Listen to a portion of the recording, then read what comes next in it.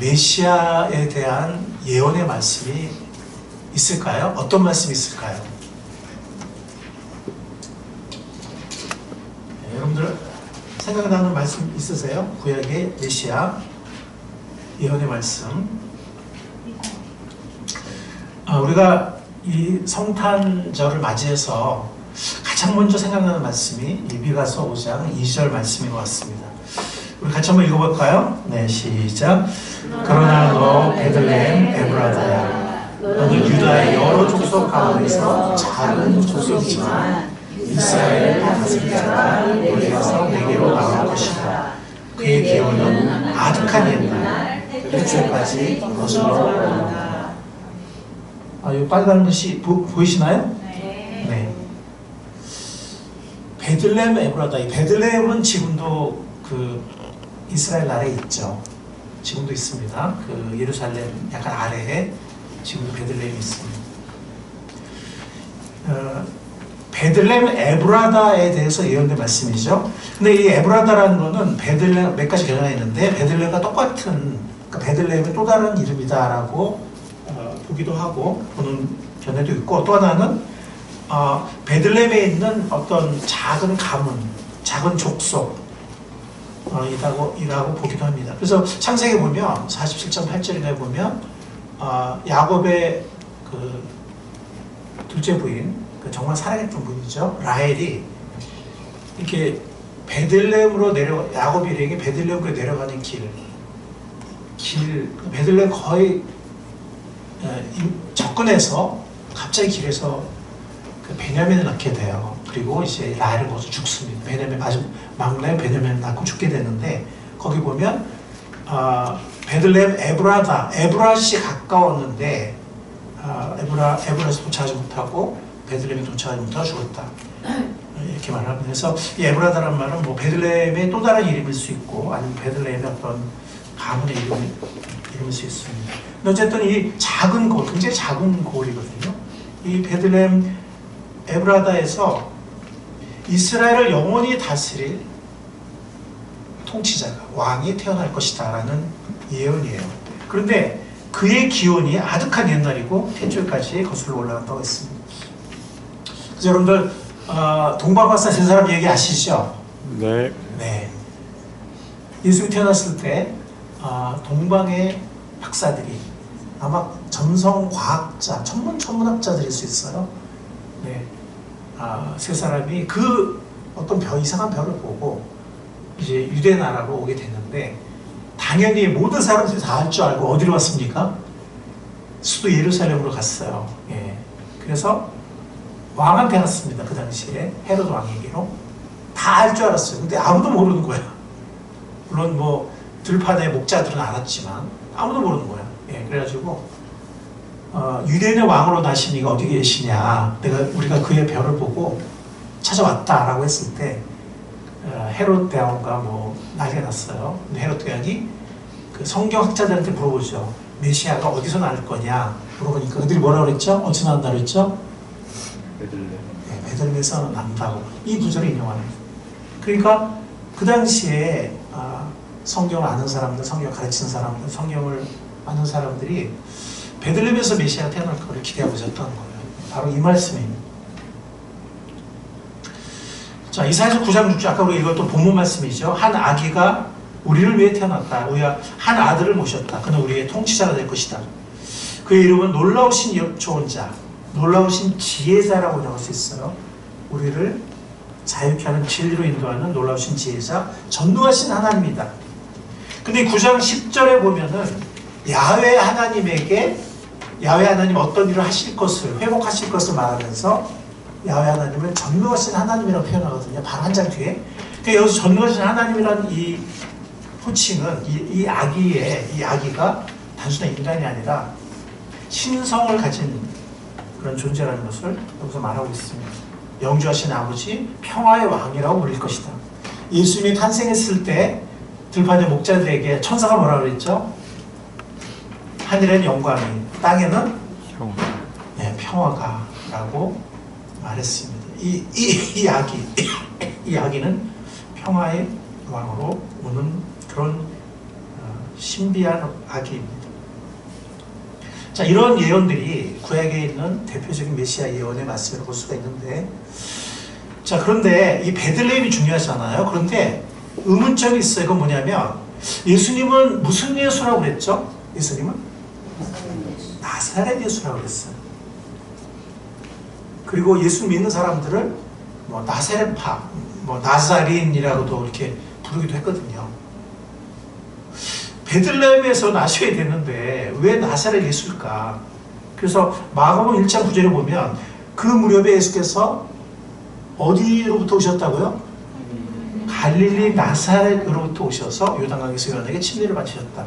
그리고 광야에서 금식 기도하신 후에 그리고 이제 말씀 선포 사역을 시작합니다.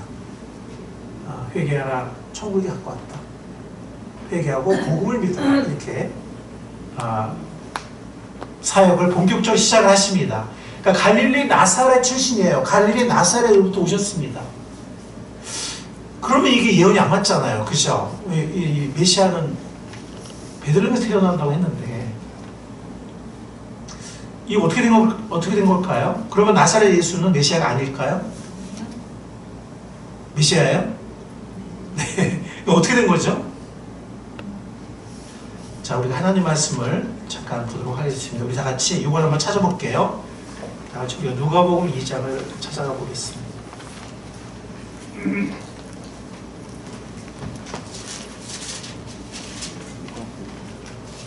누가복음 2장입니다.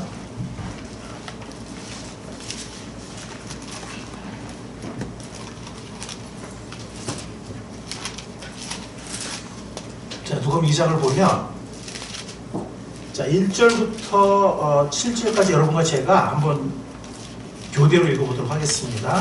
누가복음 2장 1절입니다. 그때 아우구스투스 황제가 칙령을 내려 온 세계가 호적 등록을 하게 되었는데 이 형제의 정부는 마시아의 중독으로 있을 때 시행한 것이다. 모든 사람이 호적 등록을 하러 저마다 자기 고향으로 갔다. 요셉은 다윗 가문의 자손이므로 갈릴리의 나사렛 동네에서 유대에 있는 베들레헴이라 하는 다윗의 동네로 자기의 약혼자인 마리아와 함께 등록하러 올라갔다. 그때 마리아는 임신 중이었는데 그들이 거기에 머물러 있는 동안에 마리아가 해산할 날이 되었다. 7절 같이 한번 읽어볼까요? 마리아가 첫 아들을 낳아 포대기에 싸서 우유에 눕혀두었다. 여관에는 그들이 들어갈 방이 없었기 때문이다. 여러분들 이 이야기는 잘 아시죠? 그죠? 네, 부유에 태어난 첫 아들을 부유에 눕혔다. 그때 여관에 들어갈 방이 없었다.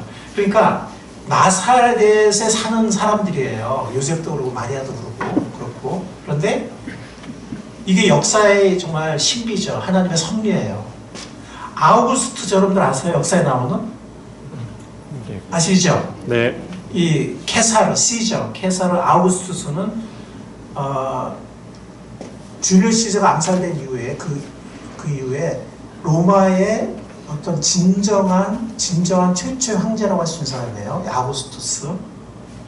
그 사람이 갑자기 칙령을 내려가지고 로마 온 제국에, 그러니까 로마 사람만이 아니라 그 식민지의 모든 사람들, 로마 제국의 식민지 모든 나라들까지 다 호적 인구 등록을 하라고 한 거예요. 우리로 말하면 무슨 등록이죠?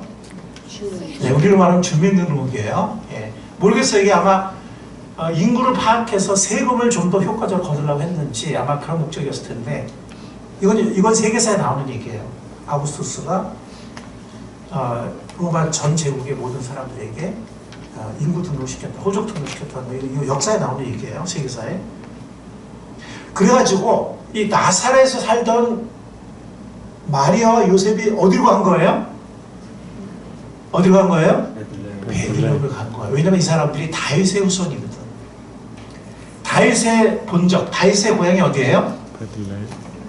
베들레헴이에요. 그리고 마태복음 1장에 보면은 아브라함과 누구의 자손? 아브라함과 다윗의 자손 누구? 예수 그리스도의 계보라 이렇게 시작하잖아요. 그죠? 예수님은 마리아와 요셉의 아들이었기 때문에 다윗의 후손이었거든. 아브라함의 후손이기도 하고 아브라함과 다윗의 자손 예수 그리스도의 계보라 이렇게 마태복음이 시작하잖아요. 네. 그래서 이 근데 이제 뭐 지금도 보면은 뭐 서울에 살지만은 뭐 목포 출신 있고 서울에 살지만 뭐 부산 출신 있고 막 이러잖아요. 그죠? 고향이. 뭐 지금이야 뭐 본적이 옮기지나? 뭐 이렇게 본적은 쉽게 잘 안 옮기시죠? 하여튼 그래서 이 사람들의 원래 가문이 원래가 베들레헴이고 이 사람들이 베들레헴이 고향이기 때문에 베들레헴이 본적이기 때문에 나사렛에 물론 지금 살고 있지만 이 사람들이 아우구스투스 로마 황제가 갑자기 호적 등록을 하라고 칙령을 내려가지고 호적 등록을 하러 본향인 베들레헴으로 갔다가 그때가 만삭이었기 때문에 거기서 누가 태어나요? 거기서 아기가 태어난 겁니다. 그래서 영화에 들어갈 데 없어가지고 뭐 어딘지는 모르겠어요. 뭐 동굴이라는 말도 있고 뭐 마곡간이라는 말도 있는데 어쨌든 예수님이 눕힐 데가 없어서 말 구유에 눕힌 건 확실해요. 자, 그렇다면 예수님은 어디서 태어나셨어요? 어디서 태어나셨어요? 베들레헴에서 태어나셨습니다. 메시아이신 것입니다. 근데 마태복음 1장 21절 여러분들 그 말씀 아십니까? 아들을 낳으리니 이건 요셉에게 천사가 이렇게 꿈에서 현몽한 거죠. 왜냐면 그 당시에 약혼자는 오늘 약혼자랑 약간 달라요. 그 당시 약혼자는 거의 그냥 부부라고 생각을 했어요. 그래서 모세오경에 보면은 남의 약혼자를 성적으로 범한 사람은 모세오경에 나와요. 남의 아내를 범했으므로 죽여라 이렇게 나옵니다. 그러니까 약혼한 사람은 그냥 아내를 보는 거예요. 정혼자라고 보는 거예요. 모세오경은 유대인들은 그랬습니다. 그러니까 지금 마리아와 요셉은 뭐 가난하지만 이렇게 정혼한 사이예요. 물론 아직까지 뭐 이렇게 혼인식을 하진 않았지만 그러나 이렇게 거의 부부나 마찬가지로 보는 그 유대인들의 어떤 그 모세오경과 이제 그 관습인데 아직 합방을 안 했는데 마리아가 임신을 했다는 거예요. 이거는 모세오경에 따르면은 돌에 맞아 죽을 수 있는.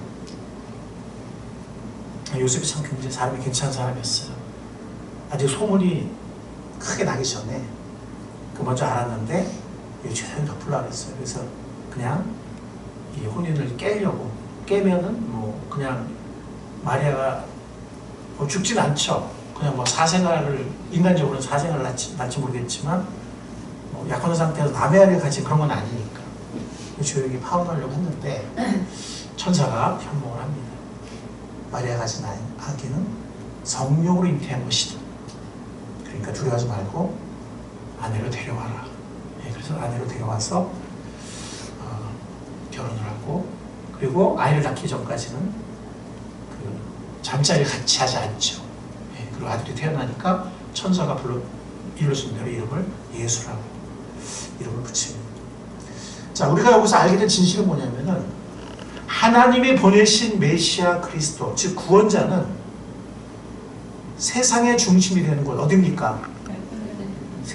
베들레헴. 세상의 중심이 되는 곳은 이 팔레스타인, 이스라엘 땅이에요. 여러분들 뭐 기독교는 서양 종교라고 그러는 사람들인데 그거 아니에요. 그러니까 서양 선교사가 처음 전해서 그런 거지 이 팔레스타인 땅, 이스라엘 땅은 동양입니다. 중동아시아라고 그러죠. 아시아예요, 아시아. 그런데 보면은 이게 유럽에서 아시아로 가는 길목이기도 하고 또 아프리카로 가는 길목이기도 해요. 그리고 여러분들 우리는 지금 우리나라를 중심으로 이렇게 세계지도가 있잖아요. 근데 이스라엘 중심 세계지도를 딱 보면은요, 이 남미 대륙을 아프리카 쪽으로 붙이잖아요. 살짝 붙이면 정중앙이 돼요. 이스라엘. 머릿속에 여러분들 이해가세요? 네. 그러니까 이스라엘을 딱 지도의 중심에 놓는다면 그리고 그러니까 북미와 남미를 유럽과 남미, 아프리카 쪽으로 살짝 붙인다면 이 이스라엘이 세상의 정중앙이 돼요. 실제로 보면은 예언서에 보면은 세상의 중앙에 사는 백성 이런 말이 나오거든요. 그래서 예수님은 유대 땅에 태어나신 거예요. 베들레헴에. 그죠? 네. 만약에 뭐 한국 땅에 태어났으면 또 미국 사람, 유럽 사람들은 또 왜 또 아시아에서 태어났어? 이건 또 왜 아시아 종교야? 또 이렇게 말할 수 있는데 그런 게 중요한 게 아니고 어딘가에서 태어나셔야 되는데 예수님은 메시아는 세상의 중심이 되는 거 유대 땅 베들레헴에서 태어났다는 겁니다. 어떤 모습으로? 아기. 아기의 모습. 왜냐하면 우리와 함께하기 위해서, 우리의 연약함과 우리의 모든 슬픔과 우리의 고통과 우리의 모든 시험까지도 함께하기 위해서. 물론 죄는 짓지 않으셨지만, 그래서 우리 죄를 친히 담당하기 위해서 아기의 모습, 성자 하나님이지만 아기라는 이런 겸손하고 연약한 모습으로 오셨으니, 그리고 그의 인간적 이름이 뭐라고요? 예수. 천사가 요셉에게 현몽하고 일러준 예수라는 이름을 가졌습니다. 헬라어로 예수스거든요. 우리나라랑 좀 가까워요. 영어는 지저스 그래가지고 약간 좀 이상한데 원래 발음하고 약간 달라요. 예수스라는 말. 그래서 하나님이 메시아를 보내셔서 우리를 구원하셔야 되는데 그 구원자가 세상의 중앙에서 태어나셨다는 거예요. 어떤 곳? 작은 곳? 베들레헴에서 아기의 모습.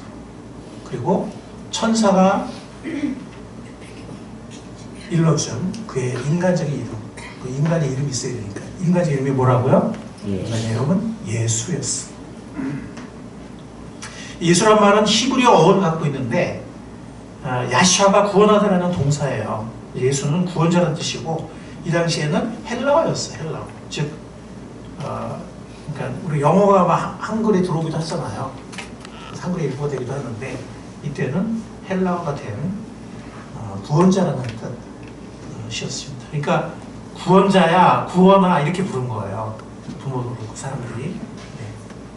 우리는 역사에서 또 하나님 말씀에서 하나님이 보내신 메시아, 메시아라는 것은 기름 부음 받은 자, 그리스도도 기름 부은 자라는 뜻인데 이 당시의 뜻은 뭐냐면은 하나님이 특별히 쓰신 분인데 이 당시에 뭐냐면 종말에 보내신 구원자라는 뜻이었어요. 메시아는 히브리어고 그리스도는 헬라어인데 둘 다 하나님의 기름 부은 특별한 구원자, 종말의 구원자라는 뜻이었습니다. 구원자가 어디서 태어나셨다고요? 세상의 중심이 되는 곳, 특별히 어느 마을? 베들레헴에 태어나셨고 아기의 모습으로 태어나셨고 그의 인간적인 이름은 예수라는 이름을 가지게 되었습니다. 자, 초림의 그리스도는, 첫 번째 오신 그리스도는 아기의 모습으로 종의 모습으로 오셨습니다. 재림의 메시아, 재림하는 메시아는 어떤 분으로 오시죠? 우리가 계시록에 보면 어떤 분으로 오시죠? 왕으로 오십니다. 심판하시는 분으로, 능력으로 다스리는 분으로, 공의로 다스리는 그런 분으로 오십니다. 그러나 첫 번째 오신 예수님은 정말 낮아진, 겸허한, 또 우리와 모든 것을 함께하는 임마누엘, 우리와 함께하는 하나님의 모습으로, 아기의 모습으로, 종의 모습으로 오셨습니다. 마가복음 10장 45절에 보면 인자는 섬김을 받으러 온 것이 아니라 섬기러 왔으며 많은 사람을 구원하기 위하여 치를 몸값으로 자기 목숨을 대속물로 내주러 왔다 이렇게 말씀하셨습니다. 이 인자로 오신 아기로 오신 이 예수님은 죽으려고 태어나신 거예요. 죽으려고. 우리를 끝까지 섬기다가 살아계실 동안 우리를 끝까지 섬기다가 우리를 고쳐주고 마음의 상처도 치유해주고 우리 죄를 사해주고 그리고 우리의 모든 죄를 마지막에는 다 짊어지고 우리의 모든 죄와 슬픔과 고통과 죽음까지 모든 것을 다 우리의 허물과 죄까지 다 짊어지고 십자가에 피 흘려 죽으심으로 우리의 죄를 씻기 위해서 우리 죄값을 치르기 위해서 죽으려고 아기로 오신 것입니다. 즉 아기의 모습으로 그리고 궁극적으로는 우리를 죽기까지 섬기는 우리 죄값을 치르는 섬기는 종으로서 섬김받으러 온 것이 아니라 왕이지만 대접받고 순종받고 경배받고 이렇게 오신 것이 아니라 그거는 재림 때 이렇게 오시지만 초림에 오신 첫 번째 오실 때는 우리를 섬기려고 우리의 모든 문제를 해결하고 우리의 필요를 채우고 우리를 구원하기 위해서 종으로 섬기는 종으로 오셨습니다.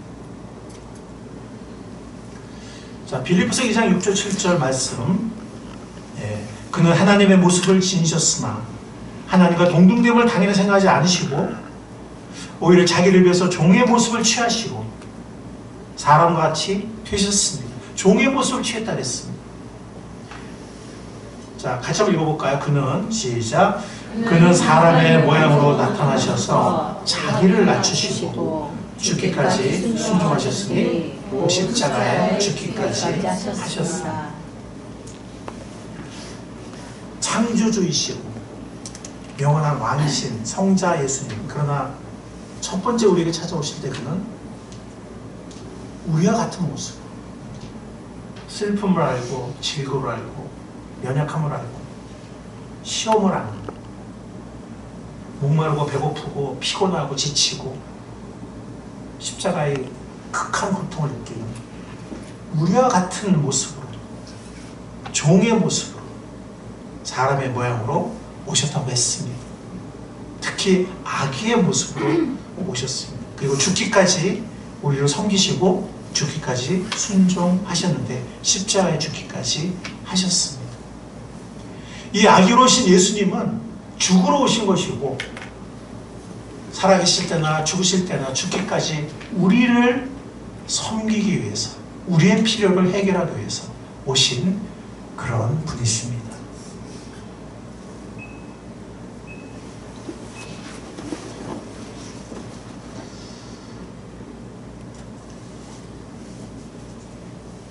예수님은 아기의 모습으로 오셨는데 놀랍게도 그분은 왕으로 경배받기 위해서 오신 것이 아니라 우리의 죄값을 치르기 위해서 죽으려고 아기의 모습으로 태어나셨다는 것입니다. 그리고 충직한 희생적인 종으로서 실제로 죽기까지 우리를 섬기셨고 십자가의 죽음까지 순종하셨습니다. 여러분들, 제가 여러분들한테 우리 아까 두 번째 본문이었던 이사야서 53장을 한번 낭독해 드리겠는데요. 이거는 여러분들 시예요. 이사야서 53장은 시입니다. 그래서 야훼의 종의 노래, 네 번째 종의 노래인데, 이 야훼의 종의 노래 네 번째 노래는 고난받는 종의 노래라고도 합니다. 제가 한번 낭독해 드릴 텐데요. 아까 우리가 읽었던 것은, 본문을 읽었던 것은 세번역이지만 제가 개역 개정을 한번 시이기 때문에 약간 이제 고체가 있는 시로서 한번 낭독을 해드리겠습니다. 여러분들이 물론 이 고난받는 종의 노래는 신앙을 위해서 순교하는 순교자들이나 혹은 정말 신실한 하나님의 종들에게도 해당이 되기도 해요. 그러나 예수 그리스도에 대해서 가장 완벽하게 성취되는 야훼의 종의 노래입니다. 제가 한번 읽어볼 텐데 여러분들이 이분이 어떤 분인지 한번 들어보시고 이분이 나와 무슨 관계가 있는지, 나와 아무런 관계 없는 것인지 아니면 나랑 정말 어떤 너무나 중요한 관계가 있는 것인지 한번 생각해 보시기 바랍니다. 이사야서 53장 고난받는 종의 노래입니다. 그는 주 앞에서 자라나기를 연한 순 같고 마른 땅에서 나온 뿌리 같아서 고운 모양도 없고 풍채도 없은즉 우리가 보기에 흠모할 만한 아름다운 것이 없도다. 그는 멸시를 받아 사람들에게 버림받았으며 간고를 많이 겪었으며 질고를 앓은 자라. 마치 사람들이 그에게서 얼굴을 가린 것 같이 멸시를 당하였고 우리도 그를 귀히 여기지 아니하였도다. 예수님은 어떻게 보면 로마 제국에서, 로마 제국 수도인 로마에 태어난 것이 아니라 로마 제국의 식민지, 그것도 가장 변두리 식민지인 팔레스타인에서, 그것도 정말 아주 작은 고을 베들레헴에서 태어나셨습니다. 그리고 그는 가난한 목수의 아들로 성장하셨습니다. 갈릴리에서, 나사렛에서. 지금 한국으로 말하면 뭐 정말 외진 변두리거든요. 그러니까 로마 제국에서도 변두리, 거기서도 또 작은 곳, 성장도 정말 이름 모를 작은 그런 곳에서 성장하셨습니다. 한국으로 말하면 뭐 스카이를 나오고 뭐 강남에 살고 이런 분이 아니에요. 4절부터 다시 또 읽겠습니다. 그는 실로 우리의 질고를 지고 우리의 슬픔을 다했거늘, 우리의 슬픔을 당했다고 말씀합니다. 우리는 생각하기를 그는 징벌을 받아 하나님께 맞으며 고난을 당한다 하였노라. 그가 찔림은 우리의 허물 때문이요 그가 상함은 우리의 죄악 때문이다. 그가 징계를 받음으로 우리가 평화를 누리고 그가 채찍에 맞음으로 우리가 나음을 받았도다. 우리는 다 양 같아서 그릇 행하여 각기 제 길로 갔거늘 여호와께서는 우리 모두의 죄악을 우리의 죄악을 그에게 담당시키셨도다. 그가 곤욕을 당하여 괴로울 때에도 그가 입을 열지 아니하였으며 마치 도살장으로 끌려가는 어린 양과 털 깎는 자 앞에서 잠잠한 양같이 그의 입을 열지 아니하였도다. 그분이 정말 말도 안 되게 억울하게 신문받고 거짓 증인들에게 고소를 당할 때 그는 아무 말 하지 않으셨습니다. 겟세마네 동산에서 기도하신 다음에는 자기가 받을 모든 고난과 죽음을 묵묵히 용기 있게 받아들이셨습니다. 그는 곤욕과 신분을 당하고 끌려갔으나 그 세대 중에 누가 생각하기를 그가 살아있는 자들의 땅에서 끊어짐은 마땅히 형벌을 받을 내 백성의 허물 때문이라 하였으리요. 그는 강포를 행치 아니하였고 그의 입에 거짓이 없었으나 그의 무덤이 악인과 함께 있었으며 살인자 강도들과 함께 죽으셨죠. 양편에 그가 죽은 후에 부자와 함께 있었도다. 그러나 아리마다 요셉이라는 부자가 예수님의 시신을 수습해서 십자가에서 내려서 돌무덤에 안장을 했습니다. 10절 여호와께서 그에게 상함을 받게 하시기를 원하사 질고를 당하게 하셨은즉 그가 고난받고 죽으신 것은 하나님의 섭리 하나님의 뜻이었던 겁니다. 그가 영혼을 속건제물로 드리기에 이르면 이 속건제물은 대속물이라는 거예요. 대속물, 남의 죄를 위해서 죄값으로 드리는 제물을 속건제물이라고 하는데 자기 영혼을 속건제로 드렸다는 거예요. 그가 영혼을 속건제물로 드리기에 이르면 그가 씨를 보게 되며 우리도 그 씨죠. 그죠? 그분의 죽음, 그분의 부활 때문에 우리도 구원받은 하나님의 자녀가 돼 우리도 그의 씨입니다. 그의 날은 길 것이요 또 그의 손으로 여호와의 기뻐하시는 뜻을 성취하리로다. 그가 자기 영혼의 수고한 것을 보고 만족하게 여길 것이라. 부활 후에 예수님에게 적용한다면 나의 의로운 종이 자기 지식으로 많은 사람을 의롭게 하며 복음의 진리로 많은 사람을 의롭게 하셨습니다. 또 그들의 죄악을 친히 담당하리로다. 그들의 죄악을 담당했다고 했습니다. 그러므로 내가 그에게 존귀한 자와 함께 몫을 받게 하며 강한 자와 함께 탈취한 것을 나누게 하리니 이것은 고대 세계의 시적 표현이에요. 승리자에 대한 표현입니다. 이렇게 겸허하게 억울하게 말없이 고통당하고 죽으셨지만 그분은 영원한 승리자가 되셨다 하는 겁니다. 그가 자기 영혼을 버려 사망에 이르게 하며 이 버리라는 건 쏟아부었다는 얘기예요. 자기의 생명을 쏟아부었습니다. 사망에 이르게 하며 범죄자 중 하나로 헤아림을 받았음이니라. 그러나 그가 실상은 많은 사람의 죄를 담당하며 범죄자를 위하여 기도하였느니라. 심지어 자기를 못 박는 사람들을 위해서 또 양패에 달린 강도들을 위해서 또 자기를 위해 우는 연들과 제자들을 위해서도 그분은 죽을 때까지 그들을 위해서 기도하셨습니다. 예수님이 이 땅에 왜 아기로 찾아오셨습니까? 그분은 죽으려고 오셨습니다. 왜 죽어야 하셨습니까? 그분은 속건제물이 되기 위하여, 화목제물이 되기 위하여 우리의 모든 죄를, 우리의 허물과 우리의 죄악과 우리의 슬픔과 그를 통하여 각기 제기로 가는 우리의 죄와 인생의 영원한 문제를 해결하기 위하여 그분은 많은 사람의 죄를 담당하셨다 라고 했습니다.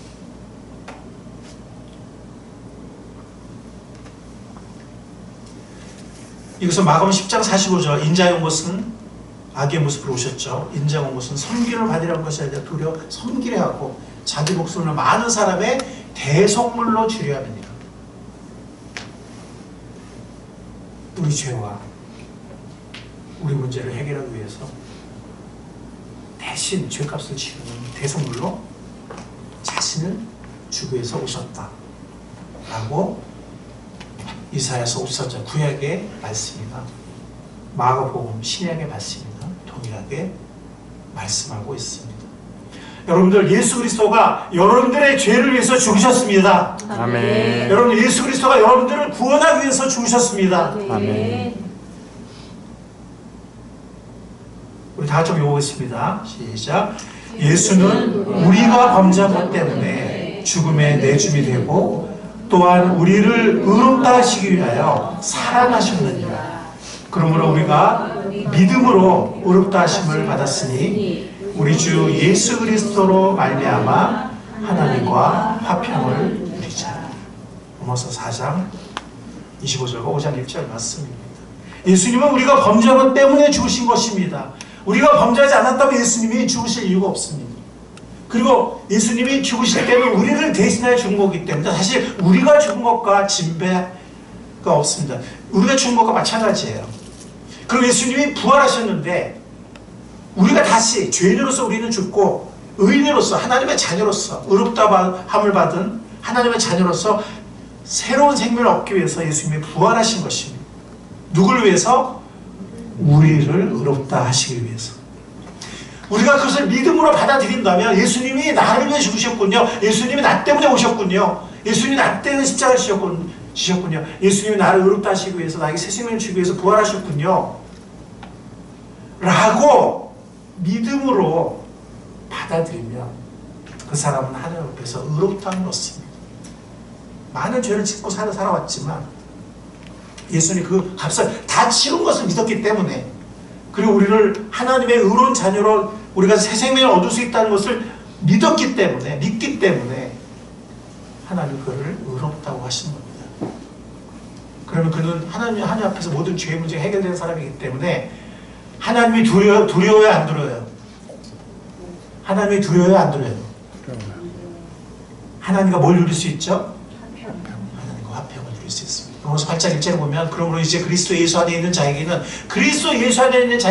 결코 정죄함이 없나니 그랬습니다. 아멘. 그리스도 안에서 우리에게 하나님 결코 정죄함이 없게 하신 하나님을 찬양합니다. 아멘. 예수 그리스도의 은혜를 감사합니다. 아멘. 여러분들, 예수님은 우리를 대신했습니다. 우리를 대신해서 죄인으로 죽으셨고 우리를 대신해서 의인으로 부활하셨습니다. 우리가 그것을 믿을 때 예수님이 나 때문에 오셨군요. 이 거친 세상에 악의 모습으로 오셨군요. 예수님이 나 때문에 십자가의 길을 가셨군요. 십자가를 지셨군요.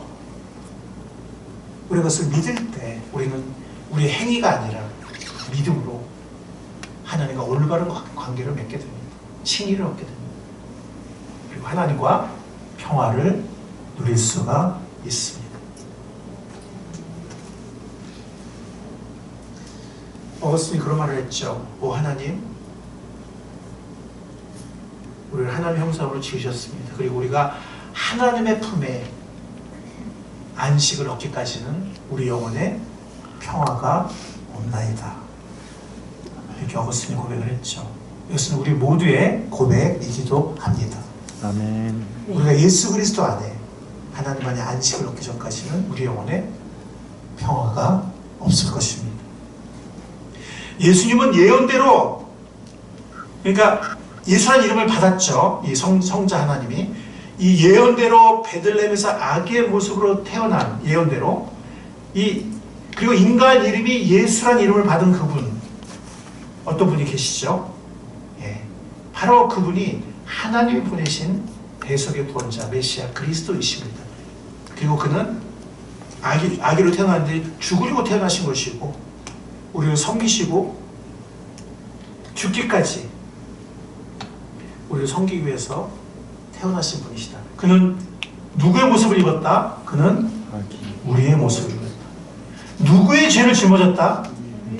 우리의 모든 죄를 짊어진 속죄하신 구원자이십니다. 아멘.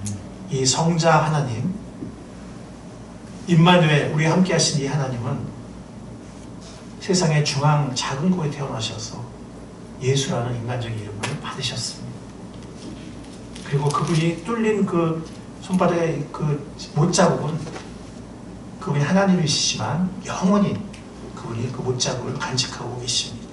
바로 그 못자국은 우리를 위해서 고난받으신, 우리를 위해서 죽으신 하나님의 사랑의 징표인 것입니다. 아멘. 나를 향한 하나님의 사랑, 바로 징표인 것입니다. 여러분들, 예수님을 어떻게 하겠습니까? 예수님 어떻게 하겠습니까? 로마 총독 빌라도, 또 많은 왕들, 그들은 믿을까 말까 하다가 예수님을 영접하지 않았습니다. 근데 멸망의 길로 갔습니다. 말씀이신 하나님이 육신이 되어 자기 땅에 오셨습니다. 어떤 사람들은 영접하지 않습니다. 그러나 영접하는 자들, 그 이름, 예수라는 구원자라는 그 이름을 믿는 자들에게는 하나님의 자녀가 되는 권세를 주신다고 약속하셨습니다. 이 빌라도는 결국에는 안 믿었지만 그 아내가 꿈에서 막 꿍꿍을 얘기하면서 그 의인을 풀어주라라고 했을 때 그리스도라는 이 예수를 내가 어떻게 하랴 하고 고민하다가 멸망하기를 선택하고 말았습니다. 여러분들, 그리스도라는 예수를 여러분들 어떻게 하시겠습니까? 나의 구원자로, 나의 사랑의 주님으로 영접하시겠습니까? 아니면 또 다른 멸망의 길을 빌라도처럼 선택하시겠습니까? 오늘 아기의 모습으로 이 땅에 순결하게 태어나신 그 예수님을, 죽으로 태어나신 그 예수님을 나의 주님으로, 나의 구원자, 나를 위해 죽으신 분으로 내 몸에서 영접하는 모든 분들이 되시기를 사랑의 주님 예수님의 이름으로 간절히 축원합니다. 아멘. 기도하겠습니다. 주님, 우리를 위해 찾아오신 것을 감사합니다. 사랑을 모르던 우리에게 사랑을 알게 해주신 것을 감사합니다. 방황하던 우리에게, 구원의 길을 찾지 못하는 우리에게 구원의 길이 되어주신 것을 감사합니다. 그 예수님을 우리 한 사람 한 사람, 나 때문에 죽으신 주님, 나를 사랑하신 주님으로 영접할 수 있도록 함께하여 주시옵소서. 아멘. 하나님의 자녀가 되는 권세를 우리 모두가 받을 수 있도록, 누릴 수 있도록 은혜로 함께하여 주시옵소서. 아멘. 우리의 영원한 생명의 주님 되신 예수님의 이름으로 기도했사옵나이다. 아멘.